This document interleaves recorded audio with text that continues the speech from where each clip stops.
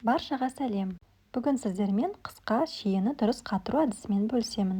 Ең оңай әдіс. Мұздатылған шиеден қыс бойы табиғи компот жасауға болады.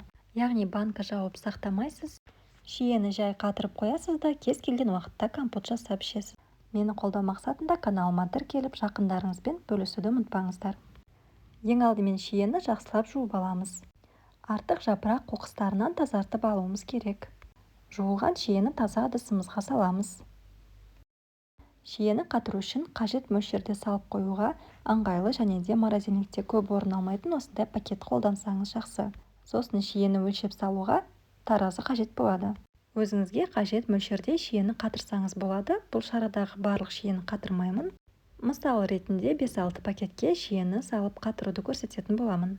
Оның ешқандай да құпиясы жоқ, жай ғана осы пакетке шиені уыстап саламыз.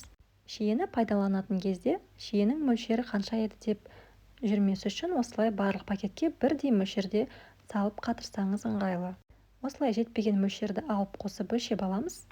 Мен барлық пакетке бірдей етіп 550 грамм шие салдым. Пакеттің бетін жақсылап ауа кірмейтіндей етіп жауып қою керек.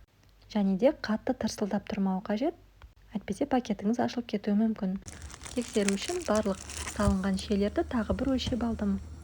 Осылайша 550 грамм шие шықты. Енді шиені қатыру үшін мұздатқышқа өзіңізге ыңғайлы орынға салып қойыңыз. Мен осындай 7 пакеттегі шиені қатырып алдым. Қатырылған шиені ерітіп жеуге де болады, кашаға, пісіріктерге қоссаңыз болады, немесе компот етіп қайнатып ішсеңіз болады. Жалпы ең дәмді әрі түсі өте қанық болатын ол шиенің компоты. Сондықтан сіздерде міндетті түрде шиені осылай қатырып қойсаңыздар болады. Дәл мына видеода мен 8 литр суға 300 грамм шиені қайнаттым және де 1 стакан, 2 стакан дәміне қарай қант қостым. Көріп тұрғандарыңыздай түсі қып-қызыл болып шығады. Қыстың күні қайнатып ішсеңіздер болады, немесе жаздың күні де компот етіп бір қайнатып алып, суыған соң баклажкаға құйып қойсаңыз болады. Нағыз сергітетін консервансыз табиғи сусын. Шиені компот етіп банкаға жауып жүрмей-ақ осылай қатырып қойып, керек кезде қайнатып алып ішсеңіздер де болады, өте ыңғайлы.